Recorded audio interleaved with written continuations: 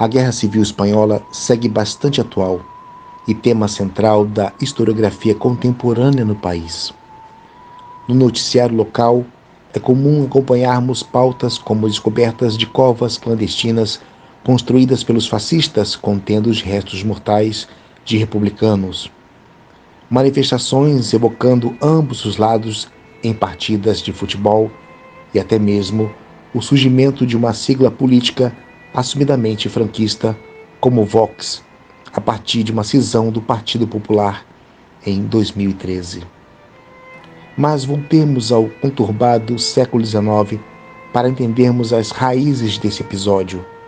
A Espanha passou por 3 guerras civis no período de 1833 a 1876, as chamadas Guerras Carlistas. Elas contrapunham, em linhas gerais, reformadores contra conservadores. No primeiro grupo, defensores de uma Espanha constitucional e secular. Estavam liberais, republicanos, socialistas e os movimentos das nacionalidades como bascos, catalães, galegos, etc., que se consideravam excluídos da identidade castelhana representada pelo centralismo de Madrid. No segundo grupo, os carlistas, encontravam-se os conservadores católicos, monarquistas, absolutistas, nacionalistas e tradicionalistas. O nome da facção e dos conflitos vem do infante Carlos, a quem estes consideravam o legítimo rei por não aceitarem uma sucessão feminina no trono, como ocorreu em 1833 com a morte de Fernando VII, sucedido por Isabela II. Essa amálgama de ideologias é resumida no lema carlista: Deus, Pátria e Rei. No início do século XX, a Espanha está novamente afundada em crises. Com a derrota da Guerra Hispano-Americana em 1898, a pandemia da influenza entre 1918 a 1920, chamada de gripe espanhola no resto do mundo, e o esgotamento do exército pelas guerras no Marrocos, entre 1920 a 1927. Isolado politicamente, o rei Afonso XIII apoiou o golpe do general Primo de Rivera em 1923, tendo o monarca como figura decorativa.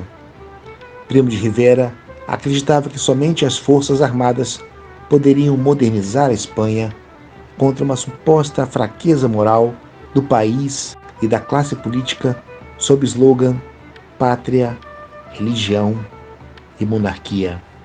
Adaptação do lema de 100 anos antes.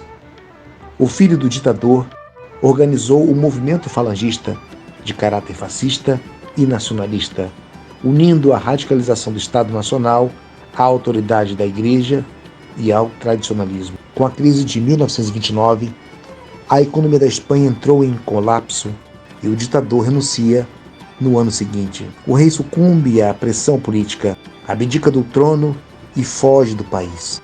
Em 1931, foi instaurada uma república com voto feminino, federalização e autonomia regional.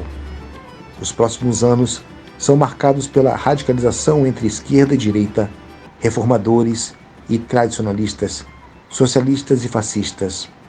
O papel político da Igreja Católica e as propostas de reforma agrária eram alguns dos temas mais sensíveis. A Guerra Civil começou com o pronunciamento de 17 de julho de 1936, liderado pelo general José Sanjurjo. O golpista escreveu que desejava fazer os partidos políticos desaparecerem, limpar dos círculos nacionais toda a estrutura liberal e destruir seu sistema.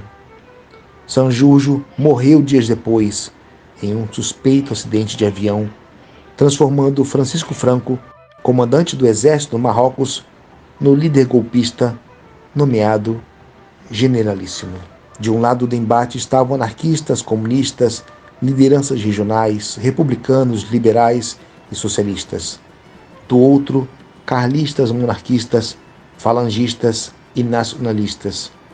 Alguns aspectos do conflito são marcantes. Um deles foi a conjuntura internacional, o que rendeu ao conflito a aura de ser antessala da Segunda Guerra Mundial, como teste de novos equipamentos militares e táticas de combate.